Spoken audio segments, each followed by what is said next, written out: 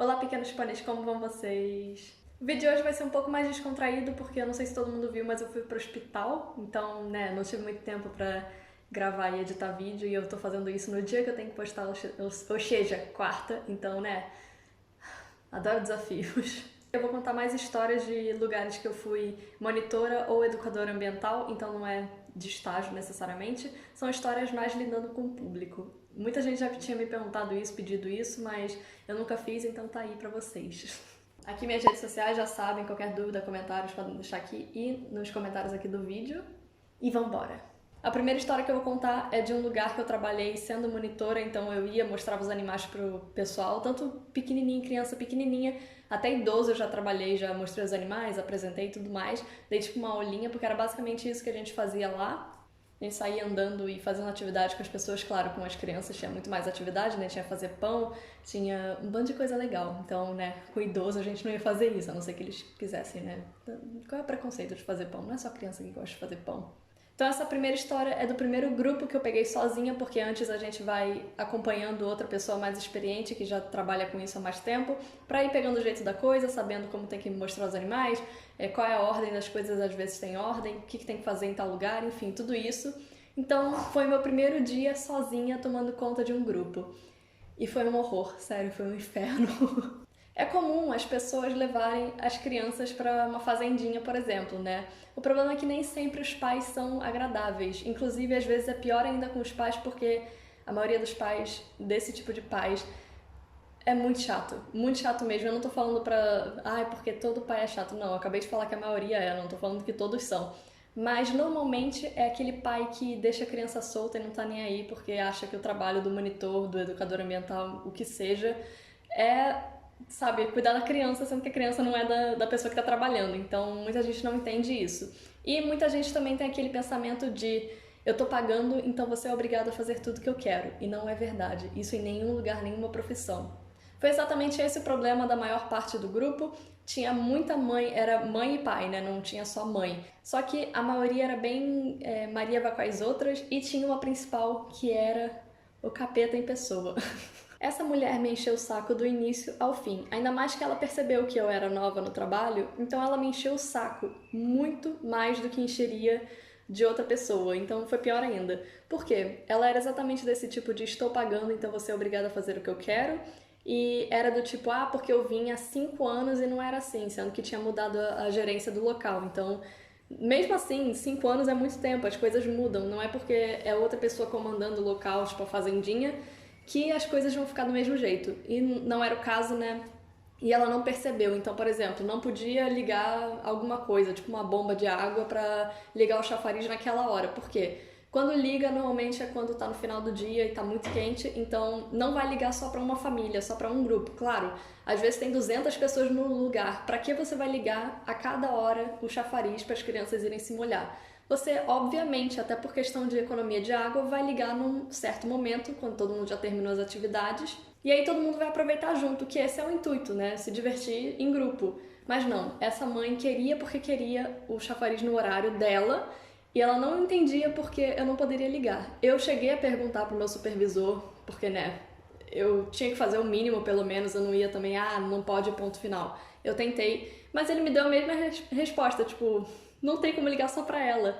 E o resto do grupo era exatamente isso, de se ela perguntou é porque pode, não sei o que lá. Então era muito Maria vai com as outras, o que é péssimo também. A sorte é que só essa era agressiva. Teve uma até que pediu desculpa no final, e eu acho que elas falaram mal de mim num livrinho, porque tem um livrinho de reclamações, depois você trabalha, né? Depois que o dia passa, você tem um livrinho que pede para as pessoas assinarem, darem algum comentário e tal.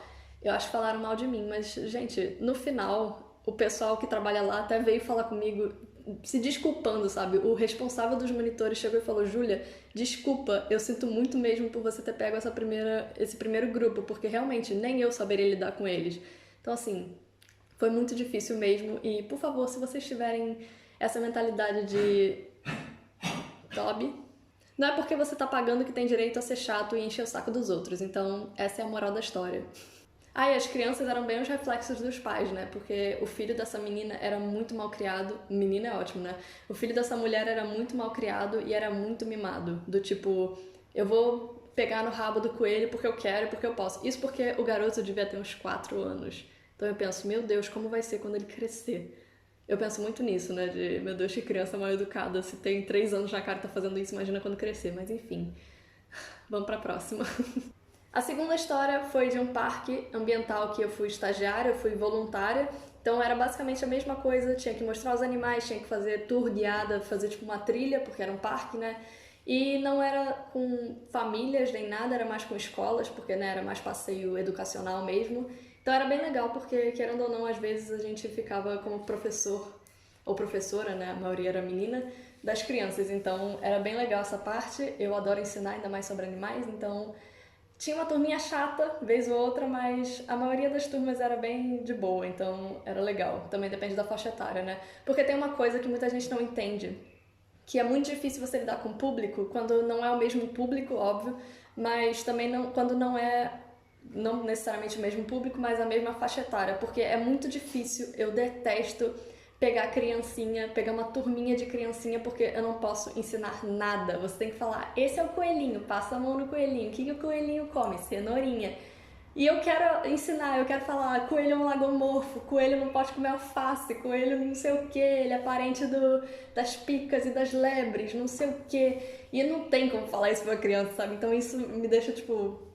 Então, por isso que eu fico um pouco incomodada de pegar a turminha muito pequenininha, mas não quer dizer que eu não goste, tá? Eu tô falando só porque eu gosto muito de ensinar, eu quero muito ensinar, e é difícil fazer isso com um bebezinho, né?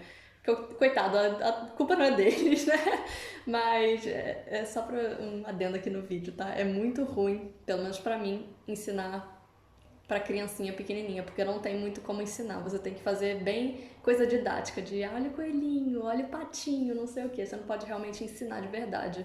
E não tem nem como falar, tipo, ensina pros pais, os pais estão ali pra aprender. Não, eles estão cagando e andando. É literalmente isso. Às vezes os próprios professores que vão com eles estão cagando e andando. Então, é difícil também.